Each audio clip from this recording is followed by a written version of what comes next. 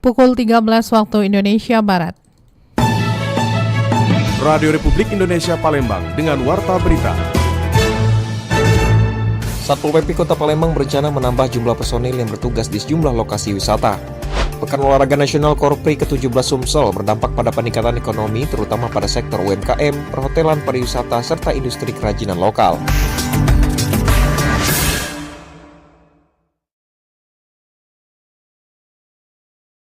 Pendengar, itulah diantaranya beberapa informasi yang kami hadirkan siang ini Minggu 12 Oktober 2025 yang dihimpun tim redaksi Radio Republik Indonesia Palembang. Saya Tata Edins, kita mulai dengan informasi yang pertama.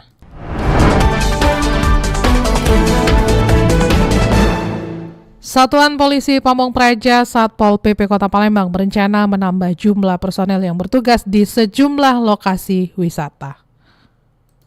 Upaya menjaga keamanan wisatawan di Kota Palembang terus ditingkatkan. Satuan Polisi Pamong Praja Satpol PP Kota Palembang berencana menambah personil di sejumlah kawasan wisata yang ramai dikunjungi masyarakat, terutama untuk mencegah aksi pemalakan yang masih kerap terjadi. Kasatpol PP Kota Palembang Harrison mengatakan penambahan petugas menjadi langkah strategis dalam memperkuat pengawasan di lapangan, sekaligus menjaga citra Palembang sebagai kota wisata yang aman dan nyaman. Meski demikian, Harrison mengakui keterbatasan jumlah personil masih menjadi kendala.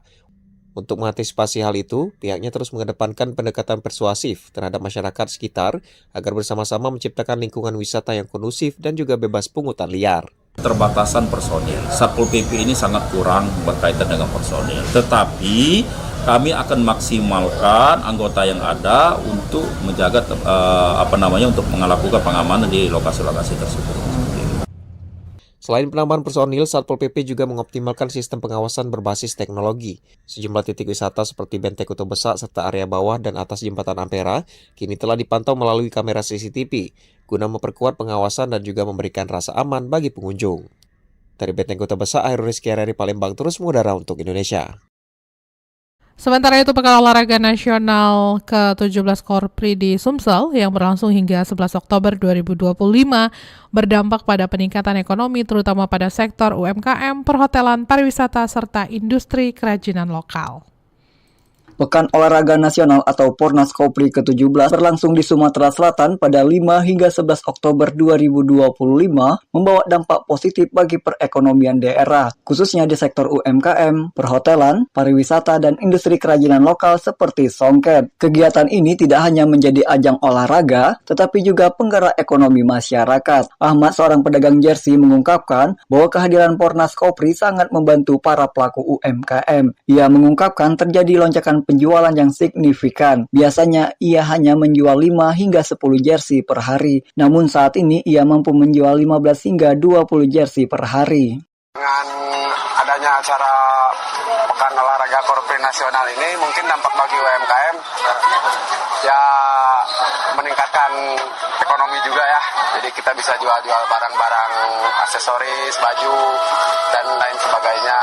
Kan banyak juga yang jual makanan, itu semuanya jadi terbantu lah dengan adanya acara ini. Sementara itu, Gubernur Sumatera Selatan Herman Deru menyampaikan bahwa pelaksanaan Pornas Korpri membawa berkah dan menjadi momentum penting dalam meningkatkan ekonomi lokal. Menurutnya, kegiatan ini membawa manfaat bagi banyak sektor seperti perhotelan, pariwisata, kuliner, dan kerajinan khas Palembang. Tentu ingin juga menjadi tuan rumah yang baik. Bayangkan bagaimana dilihat ekonomi akan berputar begitu kencang di pelaksanaan ini. Dan pelaksanaan ini selama 1 minggu lebih kurang. Nah, dan ini tentu berkah bagi okupansi hotel, berkah juga bagi kuliner. Tapi saya berpesan betul, saya garis bawahi, jangan sampai peserta dari luar daerah khususnya membawa cerita negatif tentang pelaksanaan ini. Ditambahkan Herman Deru bahwa kesuksesan Pornas Korpri tidak hanya dilihat dari segi prestasi dan pelaksanaan, tetapi juga dari dampaknya terhadap citra daerah. Ia mengajak seluruh masyarakat untuk menjaga marwah dan nama baik Sumatera Selatan sebagai tuan rumah yang ramah agar dapat dipercaya menjadi penyelenggara event berskala nasional hingga internasional di masa mendatang. Dari Palembang, Sumatera Selatan, Muhammad Irfan, Pro 1 RRI terus mengudara untuk Indonesia.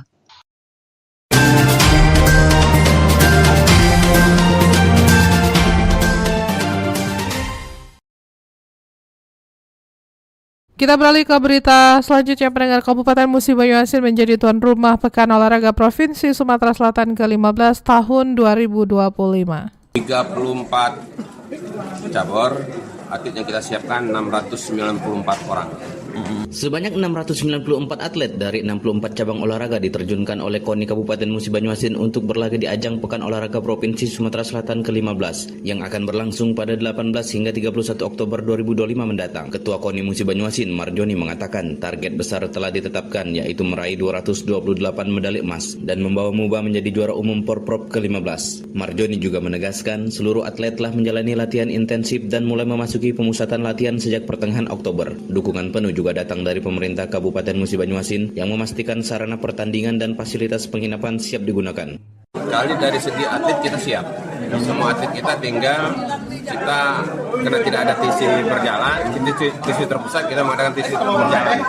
Jadi mungkin tanggal 13 Oktober ini mulai masuk sama atlet bola kaki, basket sama voli. Untuk target medali? Kita target medali 228. Itu insya Allah aman. Karena itu kita kontingen kedua terbesar. Pertama itu Kota Palembang, kita bedanya 10 orang.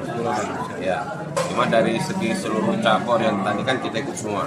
Dengan jumlah atlet yang besar, kontingen Musi Banyuasin menjadi kontingen kedua terbesar di Sumatera Selatan, hanya berselisih sedikit dari Kota Palembang. KONI MUBA pun optimis mampu melampaui pesaing kuat seperti Palembang dan Prabu Muli, serta mengibarkan bendera juara di rumah sendiri. Dari Kabupaten Musi Banyuasin, Muhammad Maulana, RRI terus mengudara untuk Indonesia.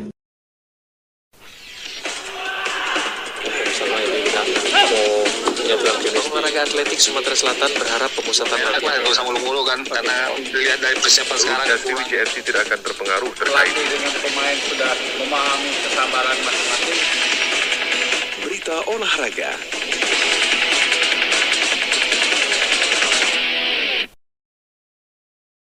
Pendengar, Sumsel United menargetkan poin penuh pada laga menjamu Persikat Tegal di Stadion Gelora Sriwijaya Jakabaring petang nanti. Sumsel United menargetkan poin penuh saat menghadapi Perseka Tegal pada pertandingan pekan kelima kompetisi Pegadaian Championship 2025-2026 di Stadion Gelora Sriwijaya Jakabaring, Palembang petang nanti. Pelatih kepala Sumsel United Neil Maizer mengungkapkan Laskar Juaro siap tampil all out demi mengamankan 3 poin di depan pendukung sendiri. Arsitek asal Sumatera Barat ini menjelaskan 2 kekalahan di laga sebelumnya melawan PSMS Medan 2-0 dan FC Bekasi City 1-0 menjadi pelajaran berharga. Lebih jauh, Neil Maizer menjelaskan sejumlah pemain yang sebelumnya mengalami cedera seperti Rahmat Hidayat dan Lee Yu Jun sudah membaik dan siap diturunkan. Dirinya berharap anak-anak asuhannya tetap fit dan segar sepanjang pertandingan agar target mendapatkan 3 poin bisa tercapai. Hari ini kita Sofia ada beberapa pemain yang cedera dan mulai membaik. Secara fisik, secara teknik, secara taktik, dan secara mental kita siap untuk menghadapi Tegal. Mudah-mudahan target kita 3 poin insya Allah akan bisa tercapai, tapi kita kembalikan, kita hanya berjuang dan keras, keputusan hanya pada Tuhan. Mudah-mudahan anak-anak tetap fit, tetap segar, dan tetap fokus di sana. Sementara itu, penyerang Sumsel United Bayu Gatra memastikan seluruh punggawa Laskar Juaro siap memberikan yang terbaik di pertandingan nanti. Dia menegaskan semua pemain siap menjalankan instruksi sesuai yang diinginkan pelatih demi meraih 3 poin sekaligus mempertahankan persaingan di papan atas klasmen sementara. Riana Pridani melaporkan.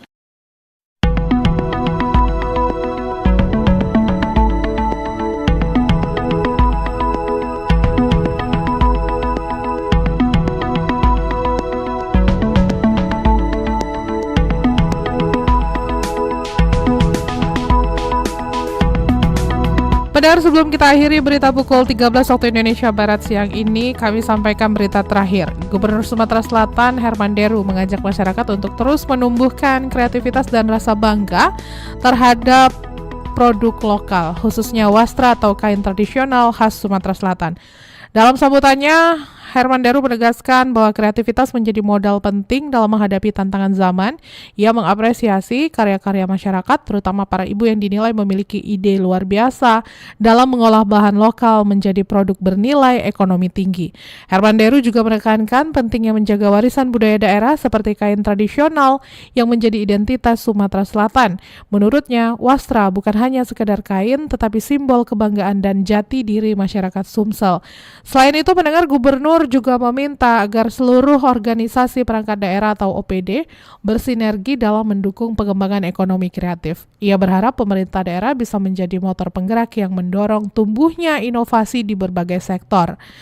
Ketua Dekranasda Sumsel, Feby Herman Deru, mengungkapkan kebanggaannya atas peluncuran kain tradisional khas daerah yang hampir punah, yaitu kain songket sungkit ugan dari Kabupaten Oku. Feby juga menyampaikan bahwa beberapa kabupaten dan kota di Sumsel telah menghidupkan kembali kain tradisional mereka seperti Oki dengan bidak cukit, Oku Timur dengan bidak galah napuh, Pagar Alam dengan perulung, dan Lahat dengan basemah. Ia berharap masyarakat semakin mencintai dan menggunakan wastra Sumsel sebagai bentuk pelestarian budaya. Sekian Warta Berita Produksi Radio Republik Indonesia Palembang. Sebelum berpisah, kami sampaikan kembali topik berita aktual siang ini, di antaranya Satuan Polisi Pamong Praja Satpol PP Kota Palembang berencana menambah jumlah personel yang bertugas di sejumlah lokasi wisata. Pekan Olahraga Nasional ke-17 Korpri di Sumsel yang berlangsung 5 hingga 11 Oktober 2025 berdampak pada peningkatan ekonomi terutama pada sektor UMKM, perhotelan, pariwisata, serta industri kerajinan lokal. Informasi lainnya dapat Anda akses pendengar melalui website kami di rri.co.id. Kami juga membuka ruang aspirasi bagi Anda untuk menyampaikan sejumlah persoalan dan peristiwa yang berada di sekitar Anda melalui line WhatsApp dan juga SMS di 0821 7927 9090. Mewakili kerabat kerja yang bertugas, saya Tata Edins mengucapkan terima kasih atas perhatian Anda. Selamat siang.